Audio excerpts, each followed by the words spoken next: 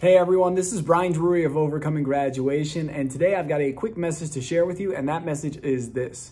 Should you focus on improving your strengths or your weaknesses? This is a hotly debated topic in the world of personal development, and you'll hear all different kinds of opinions on this, from the David Goggins of the world who say go deep into your weaknesses and tear them apart, or other amazing entrepreneurs like Gary Vee who will say lean fully in on your strengths, double, triple down on your strengths. And these people will give you these contradictory pieces of information, and at times it can seem overwhelming. Like, what do I do? Where should I focus? And as I've studied these people for years, I've studied this world of personal development, something popped in my head the other day that I found really interesting, and I think this one is the one that makes the most sense for me.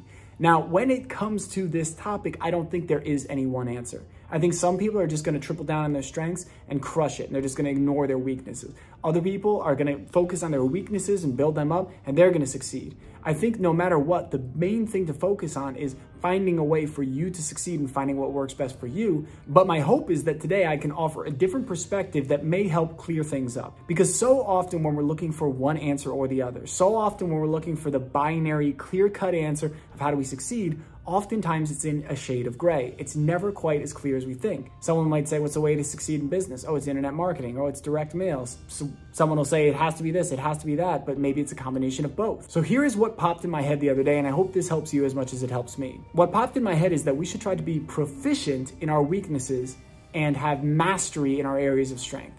So we want proficiency in our areas of weakness and mastery in our areas of strength. And what does that mean, and what does that look like? So in my mind, think about business.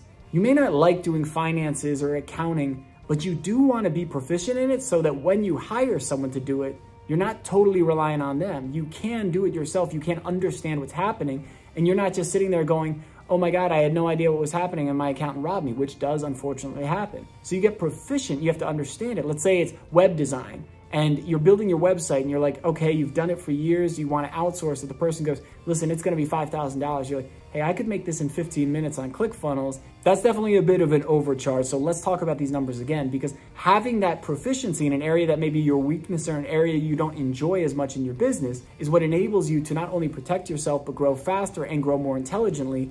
And when you're hiring people, you can determine if they have the level of credibility and the level of expertise that you're looking for, because you've got that solid base. Then when it gets into your areas of strength, you work towards mastery so you can become world-class in 1, 2, or 3 things.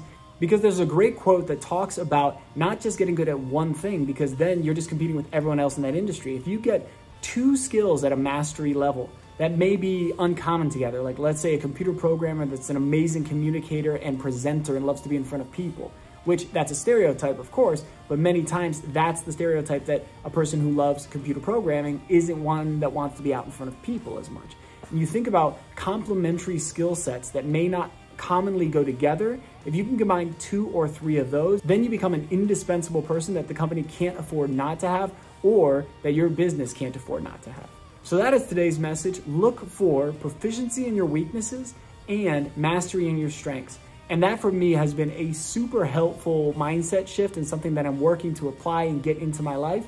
So I hope that helps you. And if you enjoyed the video, please like, please comment, subscribe. I'd love to get interacting with you, and I'd love to hear your perspectives on these things. Or what do you use that works for you? If it's strengths or weaknesses or some combination, how do you structure it? I'd love to hear in the comments below. That's going to be all for today. Thank you all for watching. Thanks for being a part of this. I'll be talking to you again real soon.